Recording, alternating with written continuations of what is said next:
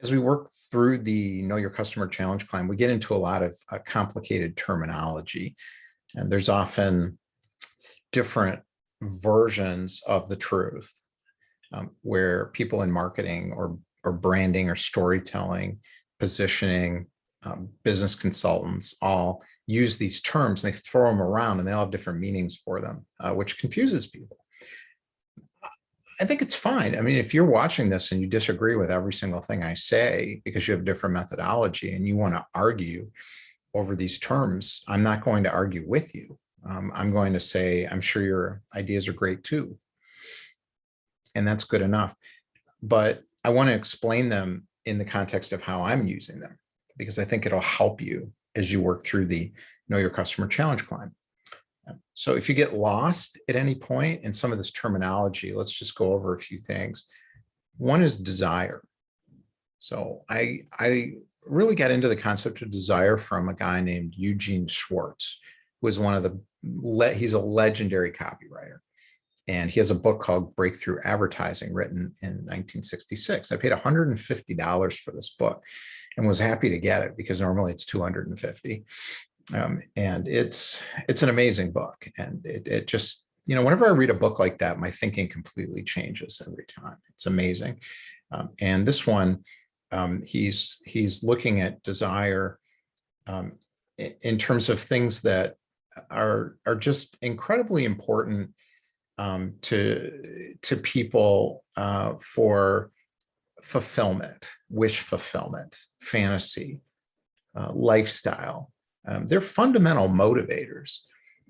You don't need to be important. You don't need to lose weight necessarily to survive, but it's what intrinsically motivates people the most. And that's a very important thing to know. And as you go through Know Your Customer, we talk about desire quite a bit. You really want to get to that fundamental thing.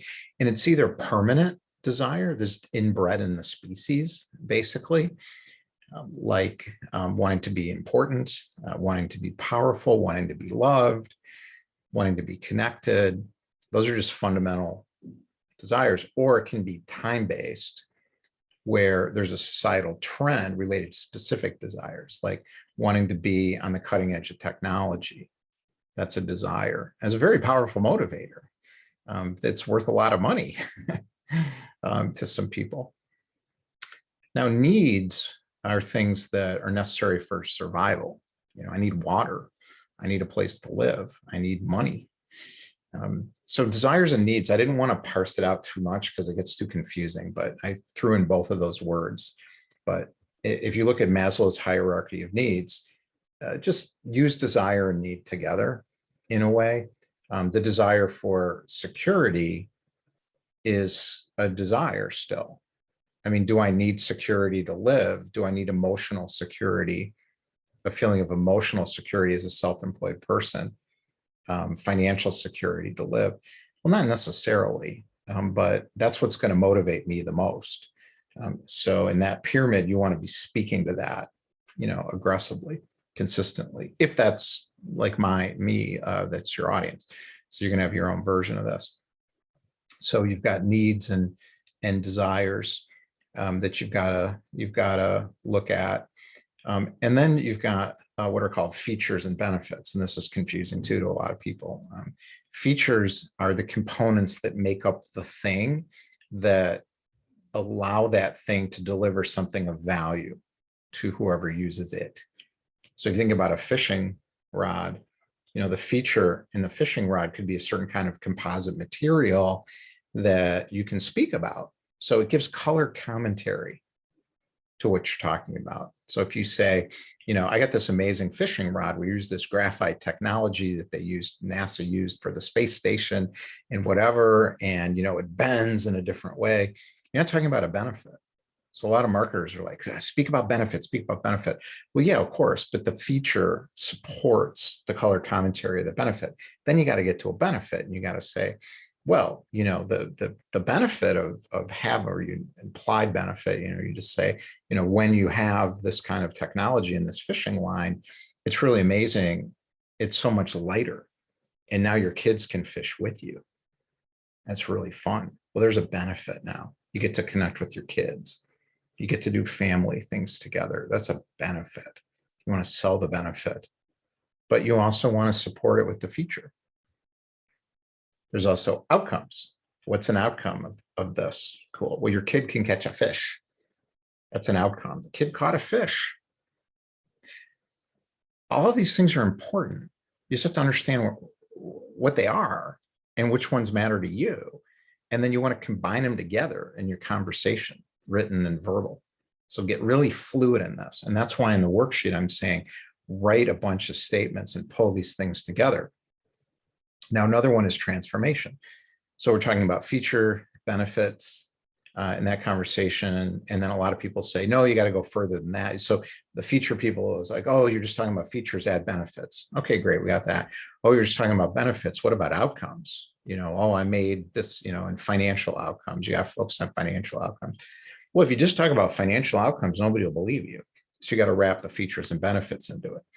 Well, now there's a whole nother school of thought. Talk about, oh, don't talk about that stuff. It's great. Talk about transformation.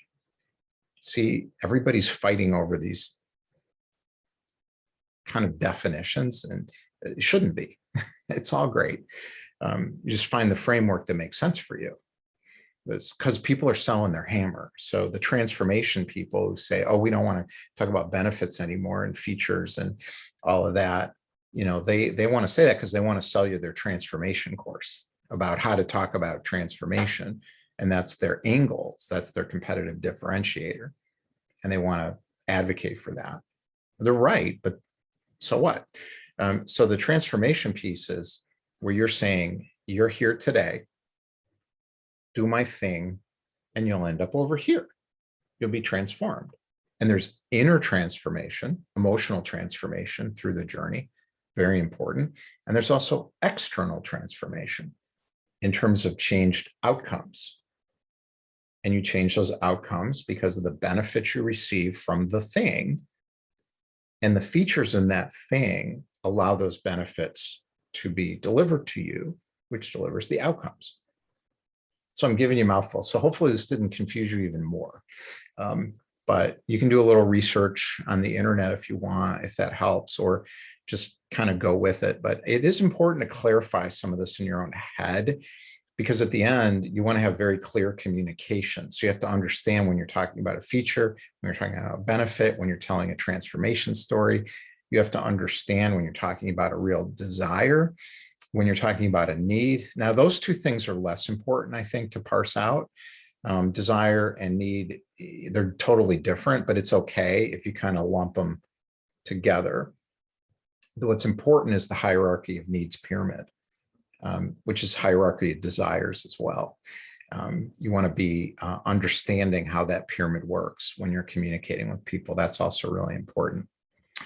So this supporting video is designed to help as you go through the Know Your Customer challenge climb.